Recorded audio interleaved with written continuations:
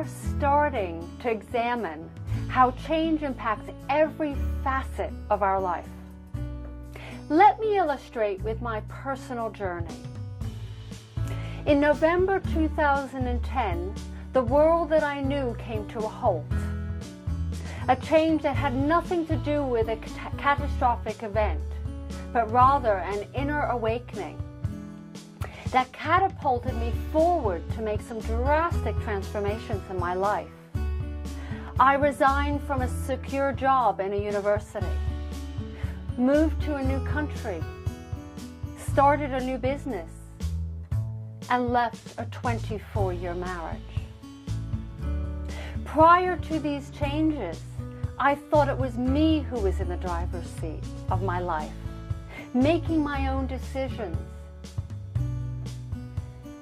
raising my family.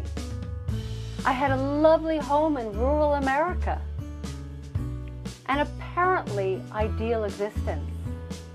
I wouldn't have changed a thing. As long as I can recall, I avoided change because of fear.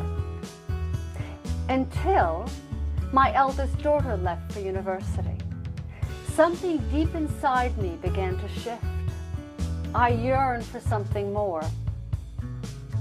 The cat was now out of the bag. Oh, and I tried to put it back. This was when I realized I was no longer living a life true to myself. My life began to feel less authentic. I had lost my fire. I saw my life closing in fast, fearing I didn't have enough time to do the things I wanted to do, or the things I had yet to do. I had lost my fire. Have you lost your fire? Do you need to rekindle your flame?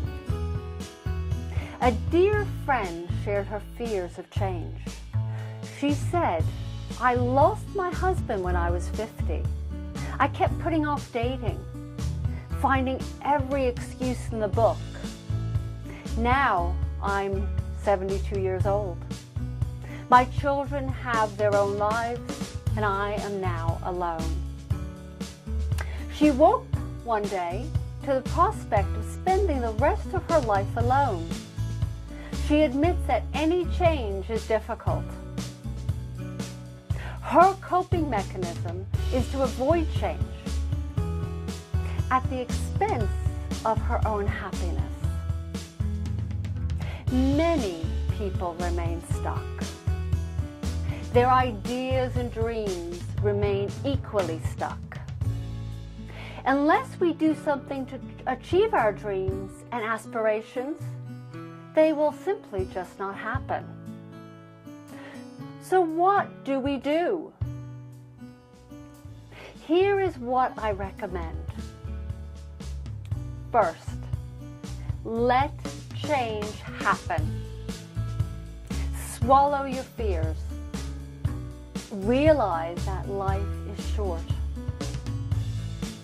Secondly, allow change to happen with complete awareness. We can call this mindfulness. Take one step at a time. And thirdly, be patient. All will be okay. To summarize, in these sessions we have started to examine change, the changes in your life, and what you would like to do about it. Until next time, this is Rebecca Jane.